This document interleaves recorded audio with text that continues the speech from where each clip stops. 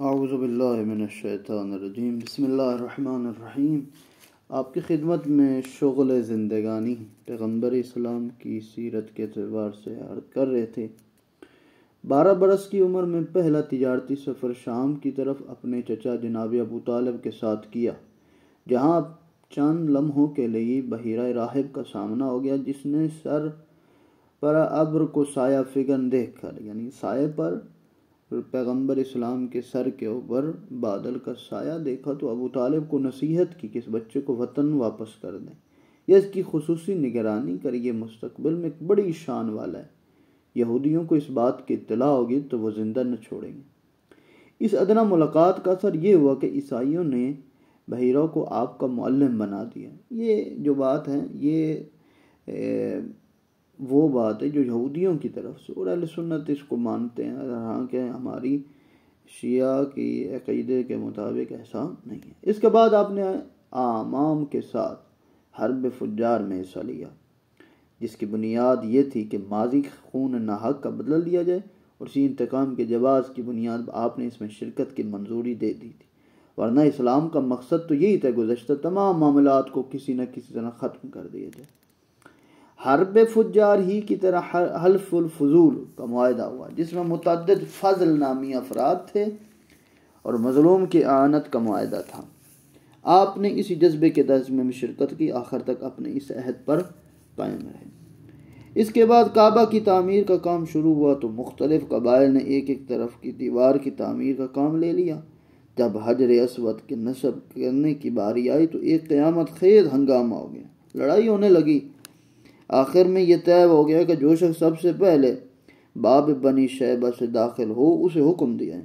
تھوڑی دیر میں پیغمبر اکرم داخل ہوئے اور آپ نے ایک چادر یا اپنی عبا میں پتھر کو رکھ کر سارے قبائل کو اٹھانے کا حکم دیا۔ جب سب نے بلند کر دیا تو اپنے چادر سے اٹھا کر اس کی جگہ پر نصب کر دیا۔ اسی طرح واضح ہو گیا کہ کسی کو اس کی صحیح جگہ بٹھانے کا کام رسول کے علاوہ کوئی انجام نہیں دے سکتا، چاہے وہ افراد ہوں یا قبائل ہوں۔ بہت بڑا پوائنٹ کہ جہاں پر مختلف قسم کے اختلافات ہوں اور پیغمبر اکرم ہی اس اختلاف کو ختم کر سکتے ہیں، اور کسی کو کسی ایسی جگہ پر بٹھانا یا بلند کرنا یہ رسول کا ہی کام ہے۔ 25 سال کی عمر میں دوسرا سفر تجارت کیا، جس میں حضرت ختیجہ کے مال کو مضاربہ کے طور پر بیچنے کے لیے لے گئے۔ جناب ختیجہ نے اپنے غلام میسرہ کو ساتھ کر دیا، جس نے واپس آ کر اس قدر فضائل و کمالات تذکرہ کیے، خود ختیجہ بھی اس قدر برکت و منفعت کا مشاہدہ کیا۔ اب اس کے علاوہ کوئی چارہ کر نہیں رہے گا، ختیجہ عقد کا پیغام دے دیں۔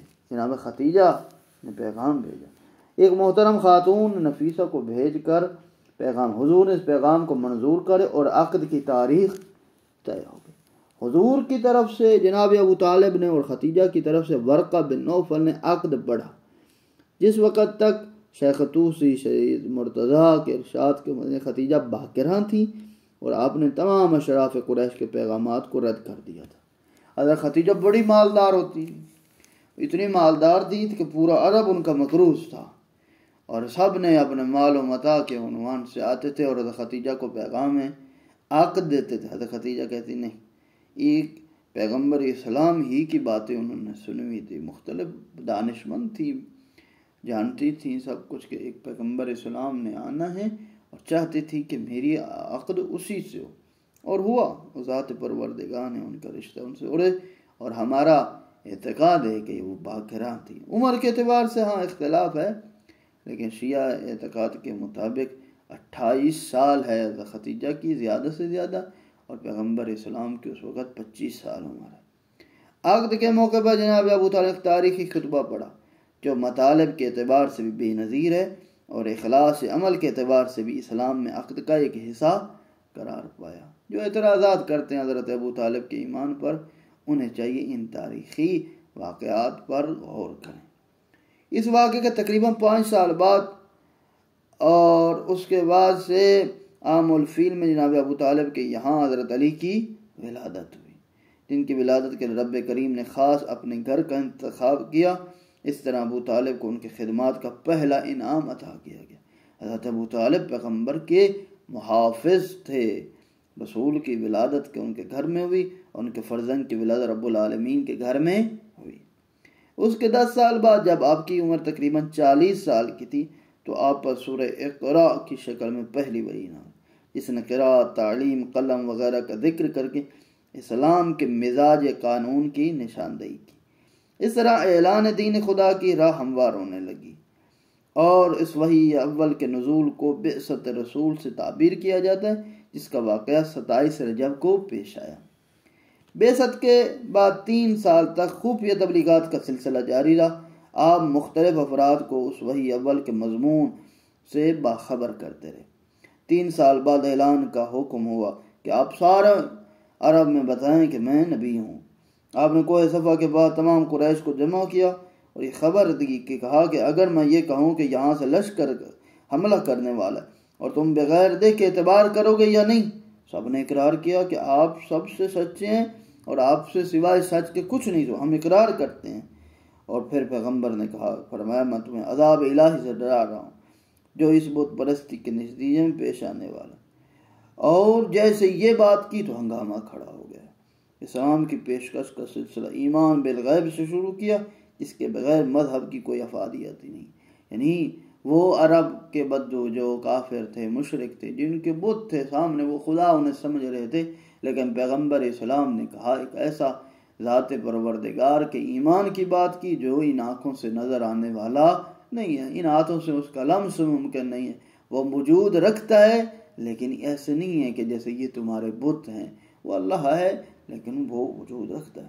ادھر یہ اہل خاندان کی باقاعدہ دعوت دینے کا حکم آ گیا، جس کو دعوت العشیرہ کہتے ہیں۔ حضرت علی کے ذریعے تمام خاندان کو مدعو بھی کیا، سب کے کھانے کا انتظام کیا، جس کے بعد پہلے دن لوگوں نے بات سننے سے انکار کر دی۔ دوسرے دن بھی دعوت کی، بے مشکل تمام اپنا پیغام پیش کر دیا، قوم سے نصرت کی درخواست کی، جس کے معاوضے میں کہا کہ جو بندہ میرے خاندان میں سے، میری قوم میں سے آئے گا، میرے ساتھ کہ مدد کرے گا اس تحریک میں جو میں انجام دے رہا ہوں رسالت کے کام میں، وہ میرا وصی بھی ہوگا، میرا وزیر بھی ہوگا، میرا خلیفہ ہوگا۔ اور مشن میں کھلا اعلان ہوا، لیکن کوئی بھی وہاں پہ تیار نہیں ہوا، اور حضرت علی کے علاوہ کسی نے اس مطالبے کی طرف توجہ نہ کی۔ اور وہاں پر ہی پیغمبر اسلام نے سب سے پہلے اپنے بھائی علی ابن ابی طالب علیہ السلام کی وزارت کا، خلافت کا اور وصایت کا ذکر کیا۔ اسلام کی پہلی دعوت تینوں عقائد کے حامل قرار دی۔ توحید خدا کا بھی اعلان ہو گیا، رسالت کا اعلان بھی ہو گیا، اور اپنی وزارت جو علی ابن ابی طالب کی صورت میں تھا اس کا بھی اعلان ہو گیا۔ اس اعلان کے بعد قریش کی طرف سے مخالفتوں کا سلسلہ شروع ہو گیا۔ اس سلسلے میں سب سے پہلے حارث بن ابی حالہ کو شہید کیا گیا، جو اعلان رسالت کے 4 سال اسلام کے پہلے شہید تھے۔ حارث کی شہادت کے بعد شہادتوں، اذیتوں کا سلسلہ شروع ہو گیا، جس میں مرد، عورت، آزاد، غلام سب شریک رہے، کسی ایک کو بھی معاف نہ کیا گیا۔ مردوں میں جناب یاسر کو بے دردی کے ساتھ شہید کیا، خباب بن لارت کو انگاروں میں لٹایا گیا، بلال کو گرم ریت پر لٹایا۔ یہ اگرچہ قتل نہیں کیے گئے مگر یہ اذیت کسی قتل سے کم نہیں تھی۔ افلاح ابو فقیہ کو رسیوں میں باندھ کر رکھا گیا۔ صہیب رومی کو سارا سامان چھین کر مکہ سے نکال دیا گیا۔ عورتوں میں جناب یاسر کی اہلیہ سمیہ اور جناب عمر کی بہن فاطمہ اور زنیرہ، نحیدیہ، ام ایبن جیسی خواتین کو بے حد اذیت دی گئی اور بعض کو قتل کر دیا گیا۔ ادھر 2 برس کی عمر میں قاسم بن پیغمبر جو پیغمبر کے علیہ السلام کے بیٹے تھے انتقال ہو گیا۔ دشمنوں ایک روحانی اذیت کا سامان فراہم کر دی، حضور کو ابتر کہہ کر پکارنے لگے، گویا ان کی نسل کا سلسلہ ختم ہو گیا۔